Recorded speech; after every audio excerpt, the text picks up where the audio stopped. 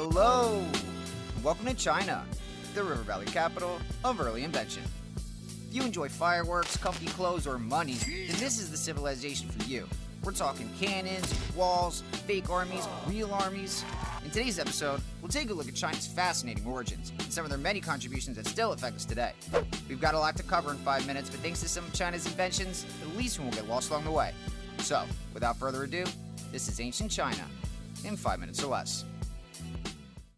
Let's kick this thing off with some fast facts about China. 1. Paper. They invented paper 2,000 years ago, as well as paper money 1,000 years later. 2. Silk.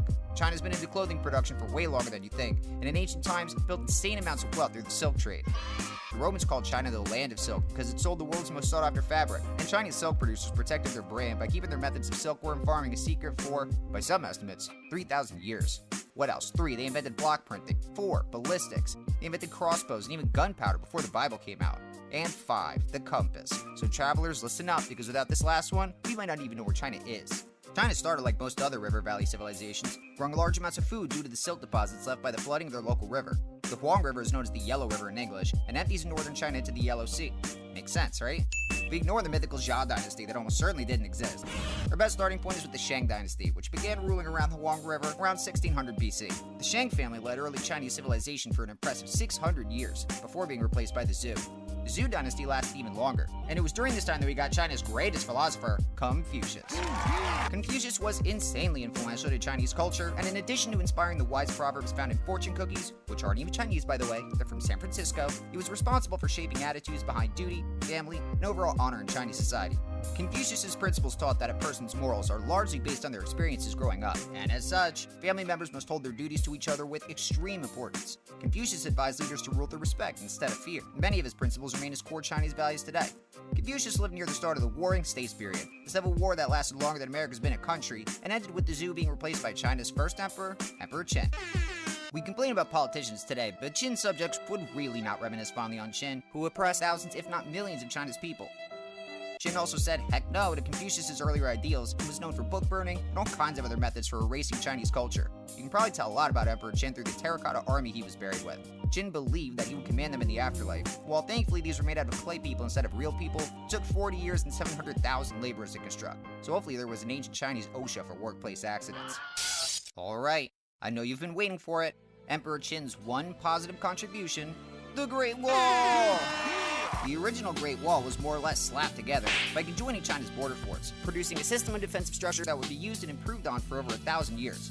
While it was immediately successful at keeping back northern raiders like the Xiongnu, Genghis Khan and the Mongol Empire would probably tell you it wasn't a long-term solution. Qin's dynasty was overthrown after only about 15 years, leading to the Han dynasty, which lasted half a millennium and was responsible for many of the inventions listed at the beginning of the video. China's emperors and the dynasties that went with them ran the show until the 20th century, ending with Emperor Puyi in 1912. AD, that is.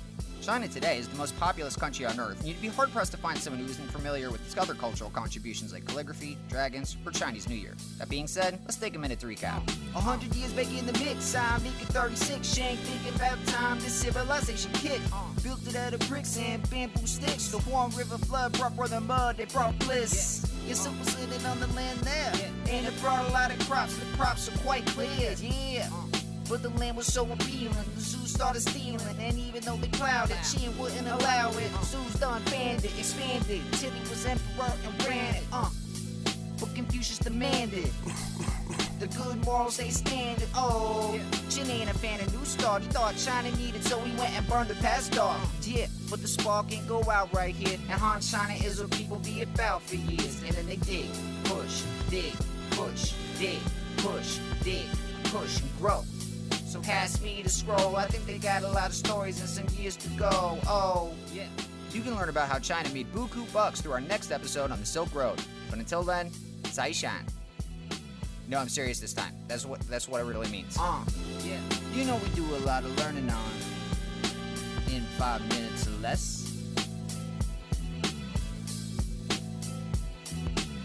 So you might want to practice some Confucian principles and subscribe.